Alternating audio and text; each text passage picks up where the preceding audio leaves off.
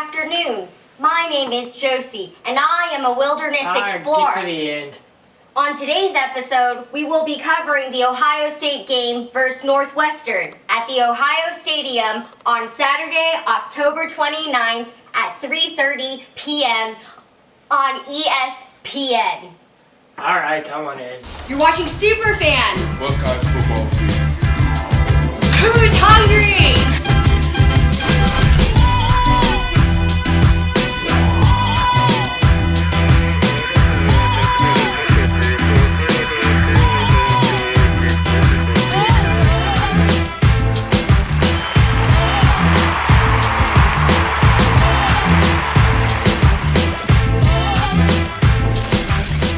Today on Superfan, we have a special guest, the top defensive tackle, Robert Landers.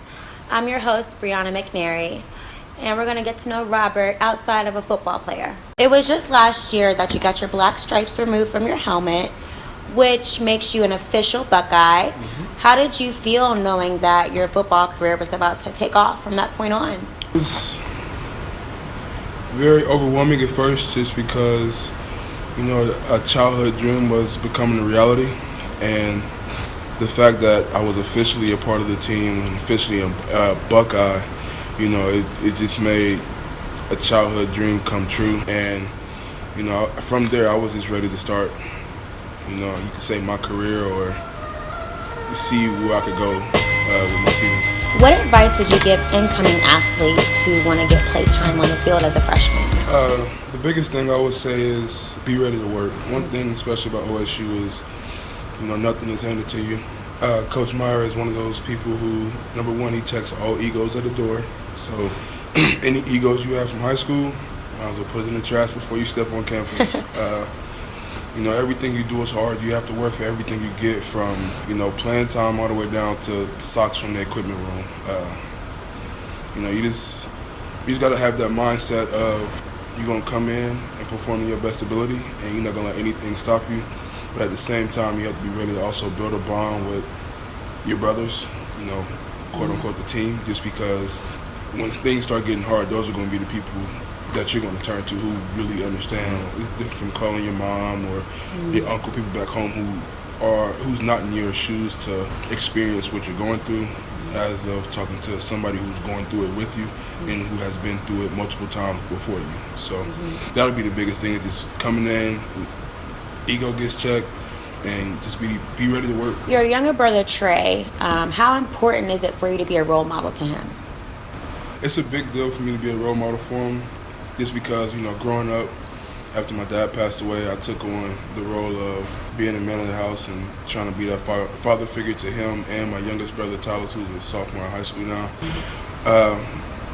I know what he's about to go through as far as being a college athlete, and it's even times now he calls me like, bro, it's starting to get a little rough. I'm like, it's gonna get harder before you know it. Just tell me, you gotta grind it out. One thing about all of us is, I tell all of my brothers, whatever you decide to do, I'm gonna support you in it, whether it's play basketball, play checkers for a living. Like, if that's what you want to do, then do it. But if you're gonna do it, put your all in, because if you don't, you'll lose the love and passion for it, and it'll just be a waste of time. Do you have an inspirational quote that you try to live by? There's a couple. I'm really big on quotes, but I would say the biggest one is, life is full of blessings, and blessings never regrets. When you go through tough times, it's nothing to regret. If you make a bad decision, there's nothing to regret. You learn from it. God puts you in certain positions, and puts you in certain circumstances, whether good or bad, to teach you something. And instead of taking it negatively and being down on yourself, or saying I hate this, or I hate that, or I regret this, I regret that, learn from it. That situation is teaching you something. And when you get a blessing, grab onto it, run with it.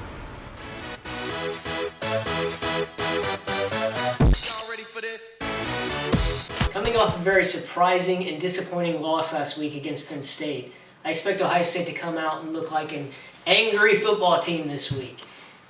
The play calling left a lot to be desired, and I hope that the coaches have learned a lesson, much like after the MSU loss last year. Curtis Samuel needs to get the ball more. Giving your best playmaker only 10 touches is a mistake. We all know what he can do when he touches the ball, seen in that 74-yard touchdown run in the third quarter. Our staff needs to get the ball in Samuel's hands any way possible, get creative. Northwestern is coming off 3 strong showings in wins over Iowa, Michigan State, and Indiana, and they're playing pretty good football right now, so this game is definitely no gimme. Buckeyes still have a chance to win the Big Ten and possibly make the playoffs if they win out. And I believe that Coach Meyer will want to make a statement in this game with much more aggressive play calling. I predict that Ohio State will look much better in this game than they have the past few weeks, but I think Northwestern will keep it somewhat close, at least in the beginning.